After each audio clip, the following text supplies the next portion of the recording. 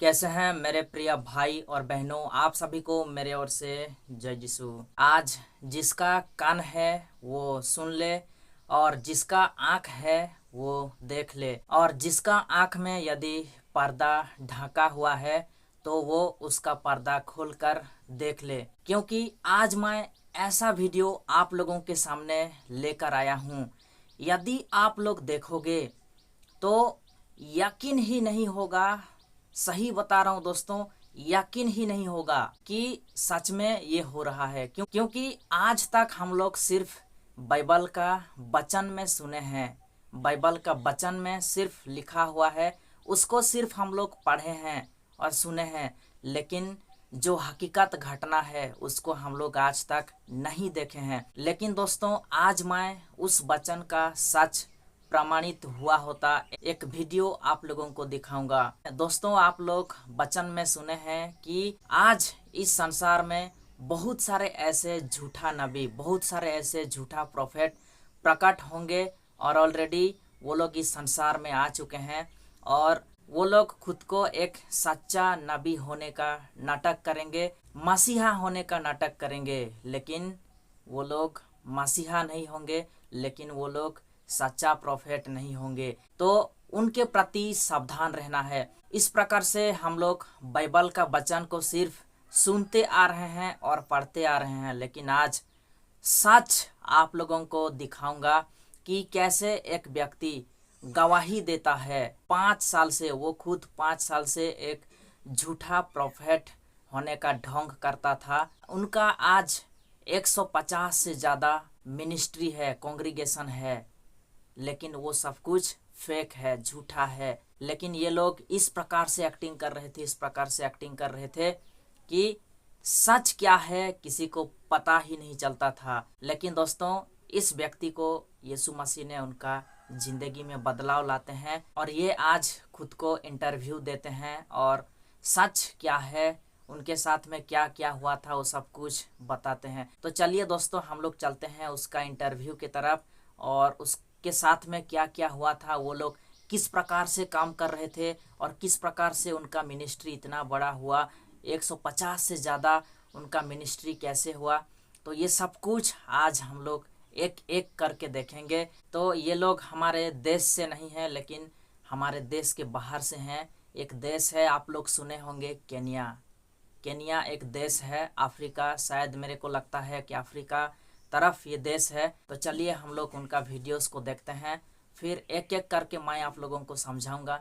जितने लोगों को इंग्लिश आती है वो लोग अच्छा से समझने के लिए कोशिश कीजिएगा, और जो लोग इंग्लिश नहीं समझ पाते हैं, आप लोगों को मैं मेरे तरफ से जितना हो पाएगा समझाने के लिए कोशिश करूंगा, क्योंकि ये वीडियो आप और मेरे जैसे लोगों के लिए बहुत ज़्यादा मायने रखता है दोस्तों। तो चलिए हम लोग उनका वीडियो को देखते हैं। My friend, I want to read the word of God. You cannot do this in this one. This is all. Please take your mind. तो इस प्रॉफेट ने कहता है कि मेरे प्रिय भाई और बहनों, मैं आप सभी को परमेश्वर का वचन देना चाहता हूँ। आप लोग इस संसार में अपना जिंदगी में इस काम को नहीं कर सकते। और आगे वो कहता है कि अपना माइक्रोफोन ले लो। We could go to buy dead body parts of people who have been buried. हम लोग जाते थे डेड बॉडीज का पार्ट्स सबको खरीदने के लिए, जिस जगह पे कि डेड बॉडीज सबको दफनाया जाता है, वहाँ पे हम लोग जाते थे डेड बॉडीज का पार्ट्स सबको खरीदने के लिए। How can somebody die in my presence? In Jesus' name. Be gone.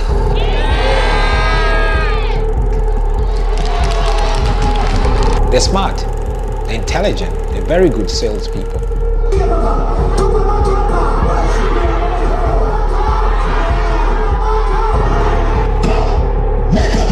Akaniambia ni कैसे कोई व्यक्ति मर सकता है इस संसार में मेरे रहते हुए। और वो आगे कहता है इन जीसस नेम, यानी कि यीशु मसीह के नाम से। वेकअप वेकअप, वो उठने के लिए कहता है, यीशु मसीह के नाम से उठ जा उठ जा। फिर आप लोग देख सकते हैं कि वो डेड बॉडी की जो व्यक्ति की मर गया होता है ये सब कुछ झूठा होता है। इस व्यक्ति सिर्फ मरने का नाटक करता है, तो ये सब कुछ फेक होता है। इस प्रोफेट का प्रार्थना करने के बाद में इस व्यक्ति उठ खड़ा हो जाता है। तो अभी तक आप लोग जितना देख पाए ये सब कुछ फेक है, ये सब कुछ झूठा है दोस्तों।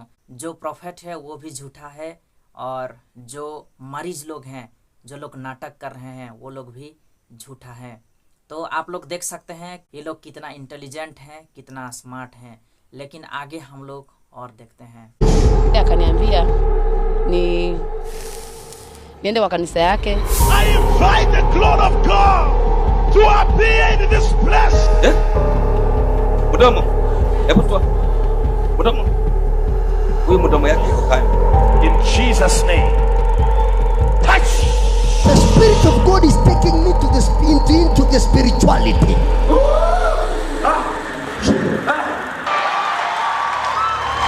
We often watch these videos, and some of us have even seen them in person, where people claiming to be men of God perform various miracles. Nimenunua magari matatu. मैं कहता हूँ कि इस जगह पर यीशु मसीह का समर्थ, इस जगह पर यीशु मसीह का शक्ति, पावर प्रकट हो जाए। तो दोस्तों, आप जिस औरत को अभी देख रहे हैं इस वीडियो में, ये एक बेसिया होती है। इस व्यक्ति ने कहता है कि हम लोग कभी कभी ऐसा वीडियोस देखते हैं या फिर हकीकत में भी हम लोग इस प्रकार से होते हुए देखा है। बहुत सारे ऐसे प्रोफेट लोग हैं जो लोग की मिरेकल, जो लोग की चमत्कार, चिन्ह चमत्कार दिखाते हैं यीशु मसीह के नाम से, और वो लोग यीशु मसीह का दास होने का एक्टिंग करते हैं और वो लोग बहुत प्रकार से चिन्ह चमत्कार दिखाते हैं। लेकिन उनमें से अभी जो आप लोग इस वीडियो में देख रहे हैं ये पूरा के पूरा फेक है। Nimefungua biashara 3, nimeajiri watu karibu 15. Kanisa letu lina watu zaidi ya 150 kwa sasa, na zaidi ya hiyo nina makanisa 15 ambazo naongoza. ये जो प्रोफेट है ये कहता है कि आज मेरे पास 3 कार्स है और 3 बिजनेस है, यानी कि उसके पास आज 3 कार्स है और 3 प्रकार के डिफरेंट अलग अलग बिजनेस है, और आज उसके पास 15 लोग हैं, उसके साथ में काम करने के लिए आज 15 लोग हैं, और आज उसका 150 मिनिस्ट्री है, आज उसका 150 मिनिस्ट्री है पूरा देश भर में, और आज वो 15 चर्चेस को चलाता है, यानी कि आज वो 15 चर्चेस को लीड करता है। They could try their level best, and before 1 or 2 or 3 days they could have gathered that kind of money, and that's how we could use to steal those money or souls or wealth or even piece of lands from people. इस प्रकार से ये लोग क्या करते थे, उनके तरफ से जितना हो पाता था उनका लेवल बेस्ट ट्राई करते थे, बेस्ट देने के लिए उनके तरफ से जितना हो पाता था वो लोग अपना बेस्ट देने के लिए ट्राई करते थे। और उसके लिए वो लोग क्या करते थे, मान के चलो यदि 3 दिन के बाद में चंगाई प्रोग्राम है तो 3 दिन से पहले वो लोग पैसा जमा करते थे लोगों को देने के लिए, यानी कि जिस व्यक्ति को वो लोग चुनते थे झूठ बोलने के लिए, एक्टिंग करने के लिए, उन लोगों को वो लोग पैसा देते थे। और इस प्रकार से वो लोग क्या करते थे, जितने भी ईमानदारी लोग होते थे, जितने भी लोग वहाँ पे प्रार्थना चंगाई सभा अटेंड करने के लिए आते थे, उनसे ये लोग पैसा लूट लेते थे, और उनका जो जमीन सब होता है उस जमीन सब को भी वो लोग लूट लेते थे। In these videos, the sick are visibly healed, the crippled walk again, and the blind can see after many years of blindness. Are these things true? So, would you believe it if you saw evidence that most of these miracles are fake? Mdomo. Hebu toa. Mdomo. Huyu mdomo yake iko kando. Last Sunday nilikuwa hapa kama mdomo imelikata. इस video में आप लोग देख पा रहे हैं कि बीमारी लोग ठीक हो रहे हैं, और जो लोग चल नहीं पाते थे वो लोग चल पा रहे हैं, और जो लोग देख नहीं पाते थे बहुत सालों से वो लोग देख पा रहे हैं। लेकिन दोस्तों, आप लोग जितना भी इस वीडियो में देख रहे हैं ये सबके साफ फेक है, ये सबके साफ झूठा है।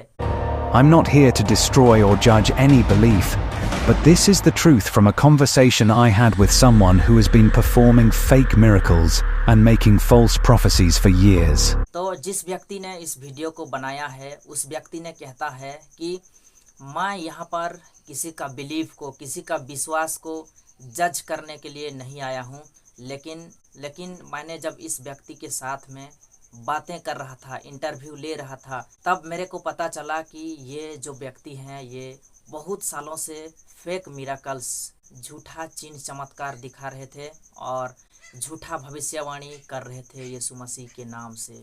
I was a former false prophet, and in this false prophecy that I was doing, it engaged a lot of rituals and a lot of cults in it. जिस व्यक्ति ने गवाही दे रहे हैं वो कहते हैं कि मैं यहाँ का फॉर्मर फॉल्स प्रॉफिट हूँ, यानी कि मैं यहाँ का फॉर्मर झूठा भविष्यवक्ता हूँ, मैं यहाँ का फॉर्मर झूठा प्रॉफिट हूँ। If you look closely, this is one of the two pastors performing miracles in the video you saw at the beginning. He and his twin brother, along with others, work together to perform miracles, sometimes doing things so astonishing that they are difficult for the human mind to understand. ये हैं वो दो twin brothers जो लोग की fake miracles, जो लोग की झूठा चिन्ह चमत्कार दिखा रहे हैं। उनका बाकी जितने भी चर्च मेंबर्स हैं उनके साथ में मिलके झूठा चिन्ह चमत्कार दिखा रहे हैं। और कभी-कभी ये लोग इस प्रकार से चिन्ह चमत्कार दिखा रहे हैं कि वहाँ के जितने भी लोग हैं, वहाँ पर जितने भी चंगाई सभा को अटेंड करने के लिए आए हैं, उन लोगों को समझना मुश्किल है कि ये सच है कि झूठ है। We could go to Langata Cemetery. I mention this name because it is a very well-known place. It's a very well-known cemetery in Kenya, in Nairobi actually. That is where we could go to buy the dead body parts of people who have been buried, or rather, and we could take part of those body parts, for instance, a head or a skull. अभी आप लोग जो जगह को देख पाए वो एक केन्या का फेमस जगह है जहाँ पे कि डेड बॉडीज सबको दफनाया जाता है। तो वो लोग इस जगह पे जाते थे डेड बॉडीज का जो पार्ट्स होता है वो सबको खरीदने के लिए, और उस डेड बॉडीज का जो स्कल होता है, उस डेड बॉडीज का जो खोपड़ी होता है, उसको वो लोग लेते थे और मिराकल्स, चिन्ह चमत्कार दिखाते थे। You heard it correctly. They used the bodies of dead people to perform fake miracles and employed other tactics to prophesy lies to people. How did they do these terrible things? What makes all of this fake? तो इस प्रकार से वो लोग क्या करते थे, dead bodies के ऊपर झूठा चिन्ह चमत्कार दिखाते थे और वो लोग अलग अलग प्रकार के टैक्टिस यूज करते थे, अलग अलग प्रकार के तरीका यूज करते थे इन डेड बॉडीज के ऊपर झूठा चिन्ह चमत्कार दिखाने के लिए। तो यदि आप लोग इन प्रॉफिट लोगों का इस प्रकार का चिन्ह चमत्कार देखोगे तो सच में दोस्तों विश्वास करना बहुत मुश्किल है कि कैसे ये लोग इस प्रकार से झूठा चिन्ह चमत्कार दिखा पा रहे हैं। And how did he manage to escape from something so difficult to get away from? Both he and his twin brother are well known for their talk shows on many radio stations in Kenya and their numerous YouTube videos where they preached and performed miracles. It was here in his home country of Kenya that I met him. और जब ये twin brothers fake miracle दिखाते थे, झूठा चिन्ह चमत्कार दिखाते थे, तो ये लोग कैसे उतना कठिन काम कर पाते थे और कैसे ये लोग वहाँ से बच पाते थे, यानी कि लोग इनको कैसे पकड़ नहीं पाते थे। और ये जो ट्विन ब्रदर्स हैं ये लोग केन्या में फेमस हैं, प्रसिद्ध हैं। केन्या का जो टेलीविज़न सब है वहाँ पर ये लोग फेमस हैं और इनका जो यूट्यूब चैनल है जहाँ पे कि ये लोग झूठा चिन्ह चमत्कार दिखा के वीडियो बना के अपलोड करते हैं, उस सब में ये लोग फेमस हैं। ये ट्विन ब्रदर्स प्रसिद्ध हैं वहाँ पे। Interest in religious activities continued to develop. Eventually, they chose to follow this path and ended up living with individuals who claimed to be servants of God but were actually deceitful. This association led them astray, and they became false prophets themselves. I remember there was a bishop by the name Bishop Michael Njoroge from a ministry or a church that was called by then Fire Gospel Ministry. When I say those kind of names, that person was very prominent and very well-known person in the land of Kenya and also in our neighboring country. And he was a false prophet, and he was exposed by one of our television in Kenya by the name NTV.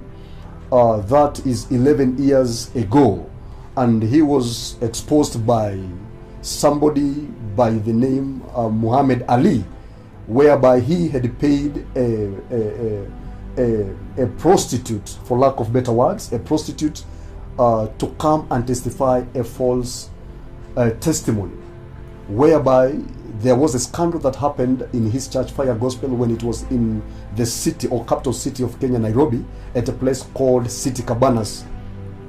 So this lady was paid by this bishop to come and give a false testimony, because this bishop, behind the scene, he had cooked or he had prepared or he had crafted for a testimony that will come to convince people in the church that God had released judgment upon that lady, because the game or the craft or the lies they planned, it was that the lady will come and twist his mouth so that they will convince the people that that lady had spoken negative things concerning that Bishop Michael Njoroge, and God released his judgment upon him. And to cut the long story short, there was a certain amount of money that she was supposed to be paid because of that deceit that they crafted. But it did not wend the way they planned, because the junior pastor that were operating under his Bishop Michael Njoroge ministry, they were very drunkard and also womanizers, and they took part of the money that was supposed to pay this lady, and later on they started fighting this lady. So this lady, out of hunger, she went and she did expose how he was used and how he was called and how he was paid to create or to craft a false prophecy. So I'm touching that kind of testimony because it is very common in the land of Kenya, or in our nation Kenya. So I want our viewers also to understand that is the background that I'm coming from. I was raised by that man called Michael Njoroge. Ndio alinilipa. Ulifanyaje mdomo? Niligeuza mdomo. Kivipi? Hebu tuonyeshe kwa mfano. Niligeuza mdomo hivi kutoka asubuhi mpaka jioni, na akanipatia shilingi 2000. इस फरमार झूठा नबी क्या करता है, वो सारा story बताता है यहाँ पर कि कैसे उनका जो झूठा भविष्यवक्ता करने का जो नाटक करते थे, या फिर कैसे लोगों को ठगते थे और वो लोग कामयाबी हासिल कर लेते थे, तो कैसे पकड़ा गए, वो सब कुछ यहाँ पे वो दर्शाता है। वो कहता है कि जिस लेडी को उन्होंने इस वीडियो का शुरुआत में दिखाए, उस लेडी एक प्रोस्टिट्यूट लेडी होता है, वो एक बेसिया औरत होती है। तो उसके साथ में वो लोग एक डील करते हैं कि आपको जाना है उस चांगई सभा में, और आपका जो मुंह है उसको टेढ़ा करना है और आपको एक्टिंग करना है वहाँ पर। फिर वहाँ पे जो प्रॉफिट होगा वो ये कहेगा कि परमेश्वर ने आपके ऊपर जजमेंट किए हैं, आपका जो पाप था उसको क्षमा किए हैं, फिर आप अभी ठीक हो गए। इस प्रकार से उस प्रॉफिट भी वहाँ पे एक्टिंग करेंगे। और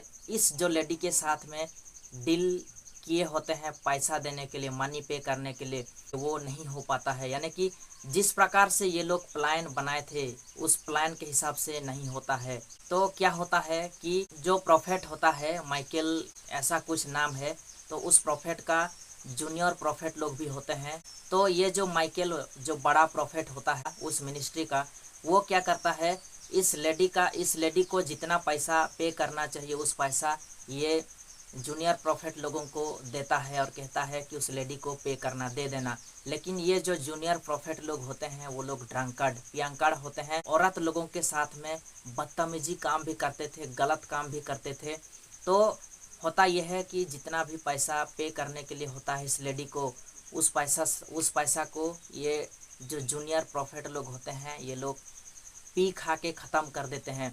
फिर अंत में इस औरत के साथ में फाइटिंग करने लग जाते हैं और पैसा देने से इनकार कर देते हैं। तो उस लेडी ने मजबूरी होकर क्या करता है, जो सच्चाई होता है वो सबके सामने लाता है। वो कहता है कि किस प्रकार से ये जो प्रॉफिट लोग हैं, ये लोग मेरे को एक्टिंग करने के लिए बोले और उसके लिए मेरे को पैसा पे करने के लिए भी बोले थे, लेकिन मेरे को पैसा भी नहीं दिए, और इसलिए जो सच है वो मैं आप लोगों के सामने बता रहा हूँ। इस प्रकार से इस औरत ने सबके सामने कन्फेस करता है, स्वीकार करता है कि ये सब कुछ झूठा है, बस एक्टिंग करने के लिए मेरे को बोला गया था। तो दोस्तों चलिए हम लोग वीडियो को और थोड़ा सा देखते हैं, फिर मैं आप लोगों को एक ही बार में शॉर्टकट में आप लोगों को समझाने के लिए कोशिश करूंगा। Even though the main character was exposed, they had reached a point where they were quite skilled, able to operate independently, because they had mastered many techniques for giving false prophecies. They had done this so extensively that stopping was not an option for them. It had become their primary way of making money, and this was their main goal. I was doing that false prophecy with my twin brother, and I remember some of the tactics that we could use to gather people information, and later on we changed those informations to be a prophecy to them. This is among the tactics that we could have done, or we could have that we did. Sorry for that. Now we could take a phone like this one, and one of our junior pastor will put it inside their coat, a blazer, and the person will just be recording every individual that they are speaking before they enter into the church. And this is what could happen after they have gathered that information. For instance, a person who is gathering that information, he could ask a person, what is your name? The person will say, maybe my name is Monica. Where are you coming from? I'm coming from maybe Kisumu.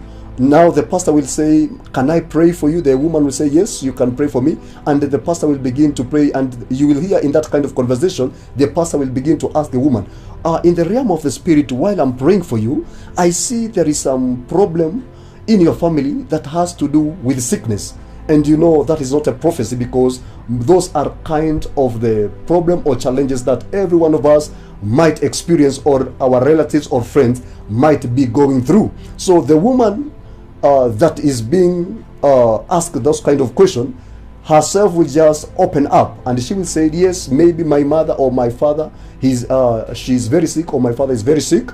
And that is when the pastor, now the junior pastor, will ask that woman, what is the name of your mother? Maybe she will say, the name of my mother is Esther.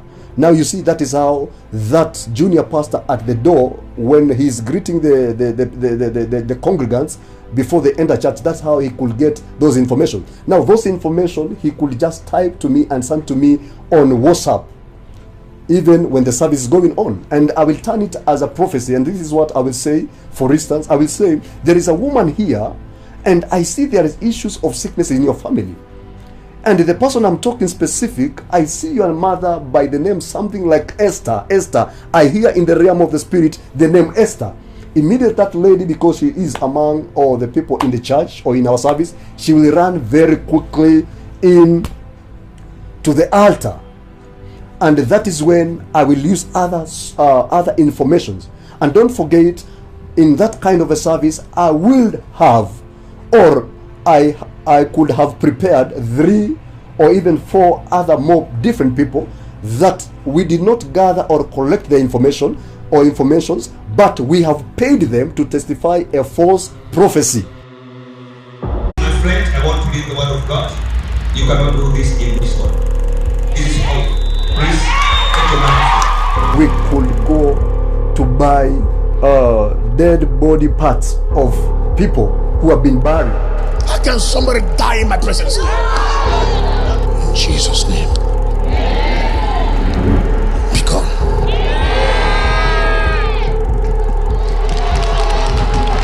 They're smart, they're intelligent, they're very good salespeople.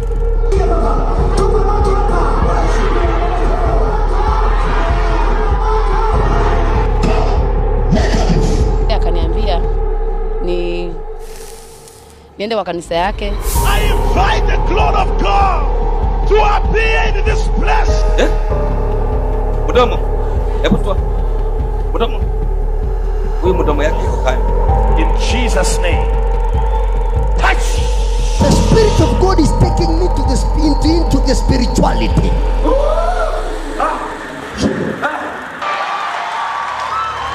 We often watch these videos, and some of us have even seen them in person, where people claiming to be men of God perform various miracles. Nimenunua magari matatu, nimefungua biashara 3, nimeajiri watu karibu 15.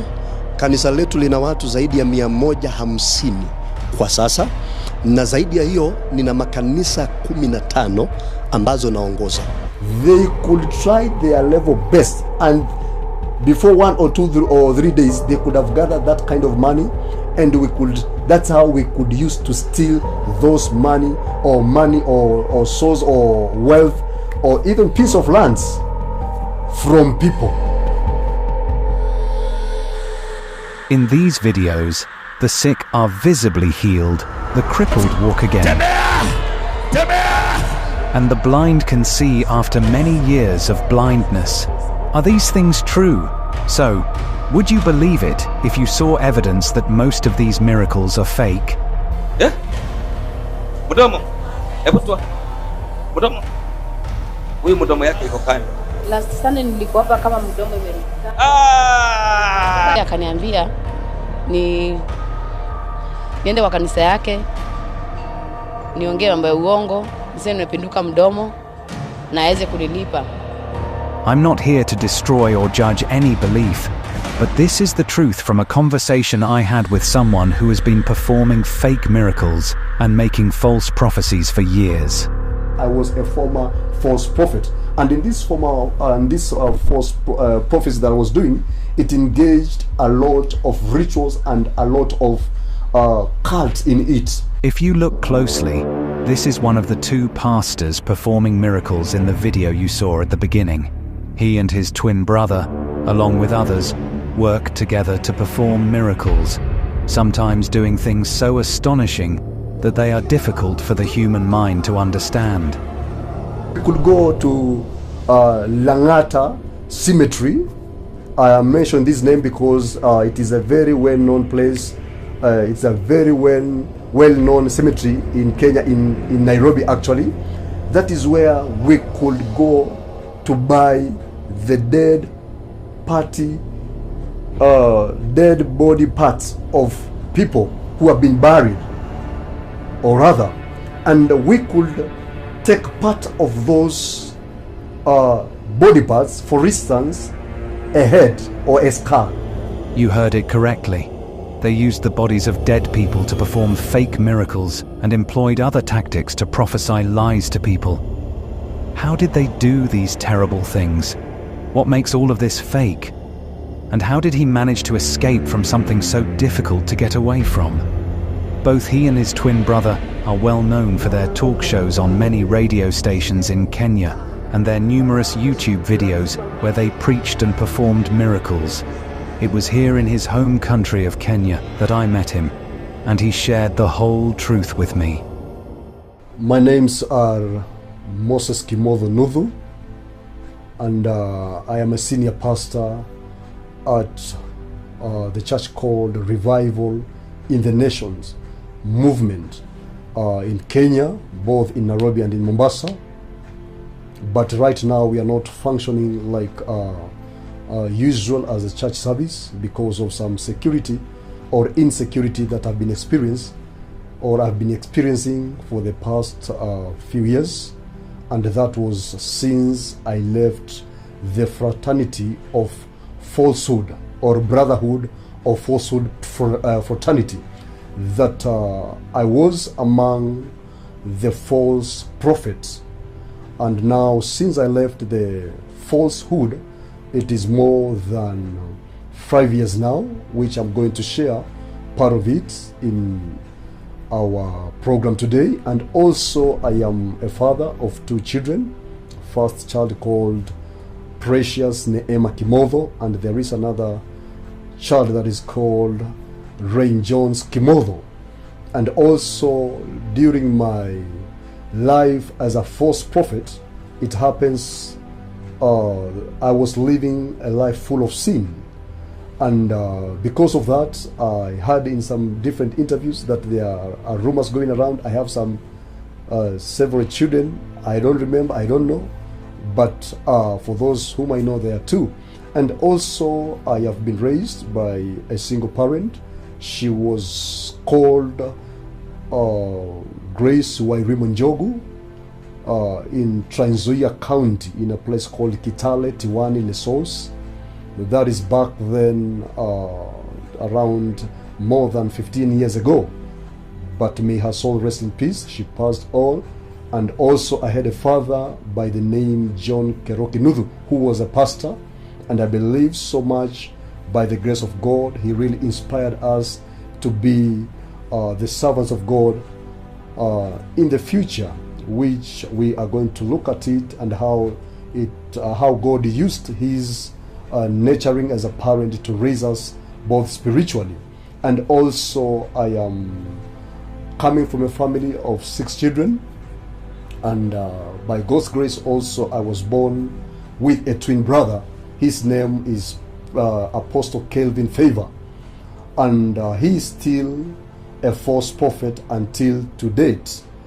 And while I began the journey of living the falsehood that I was doing, it reached to a point the other members of false prophetic ministry, or so-called the brotherhood, they used him to attack me with machete, and he broke my knees. And there was a case that was going on in Roiro, Kiambu County at Court 1, which went for a duration of 10 months. And later on, it was not easy for me to forgive him, but later on I forgave him, and I withdrew the charges or the case that was supposed to jail him for more than 8 or 10 years.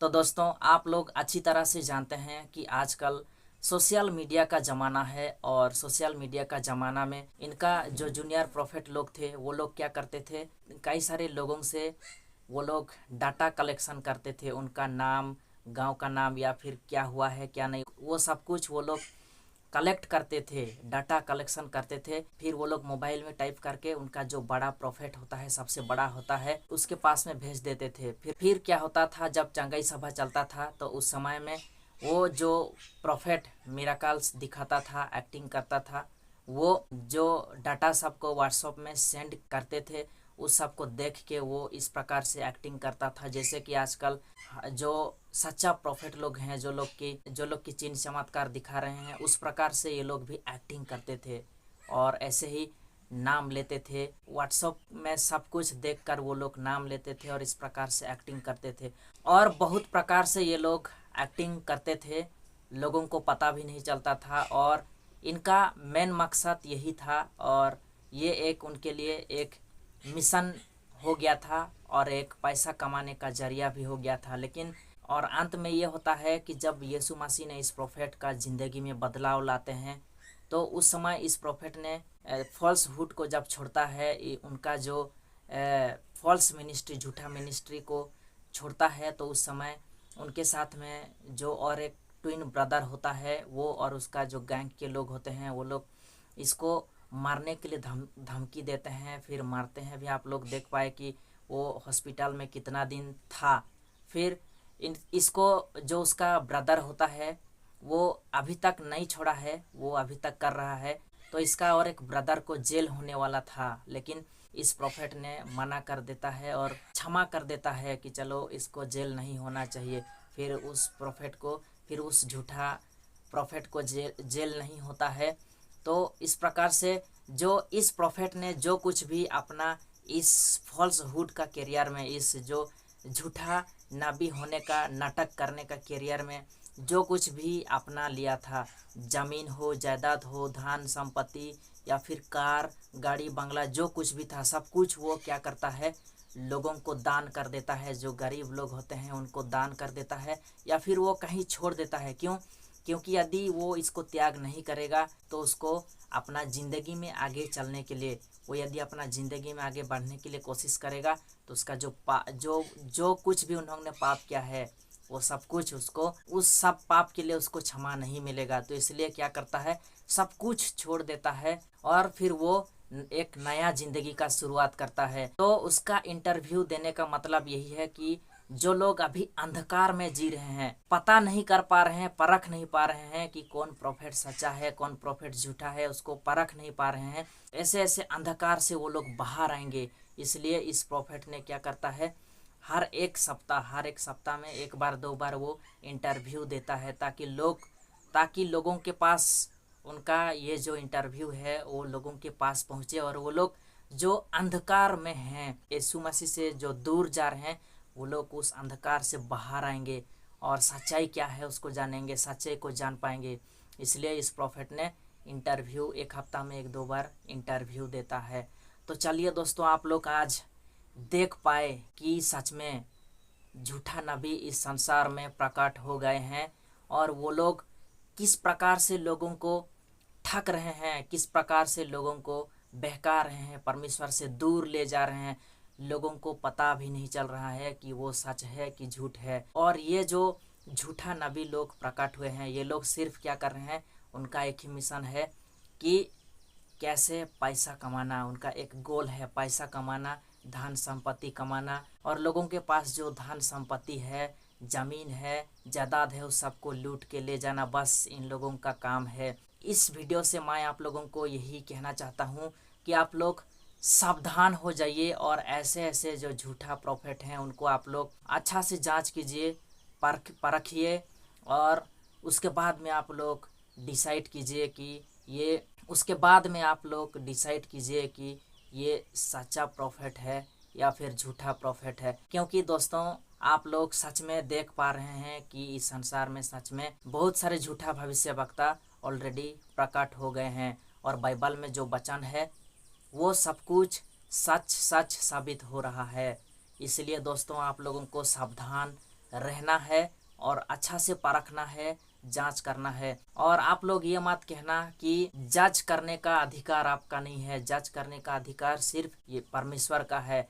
ऐसा बात नहीं है। मैं in profit लोगों को लेकर जज नहीं कर रहा हूँ, लेकिन एक यूट्यूबर होने के नाते मैं आप लोगों के सामने सच को ला रहा हूँ कि सच क्या है और झूठ क्या है। आप लोगों को जानना चाहिए, नहीं तो आप लोग परमेश्वर से बहुत दूर चले जाओगे, लेकिन पता भी नहीं चलेगा कि आप लोग कहाँ कहाँ चले गए। तो चलिए दोस्तों, मिलते हैं नेक्स्ट वीडियो में। यदि अच्छा लगा आप लोग कमेंट करें और इस वीडियो को ज़्यादा से ज़्यादा लोगों तक शेयर करें ताकि जो लोग अभी अंधेरे में हैं उनको सच क्या है पता चले। तो ठीक है दोस्तों, मिलते हैं नेक्स्ट वीडियो में। आज के लिए इतना ही। सभी को फिर से एक बार जय यीशु, धन्यवाद।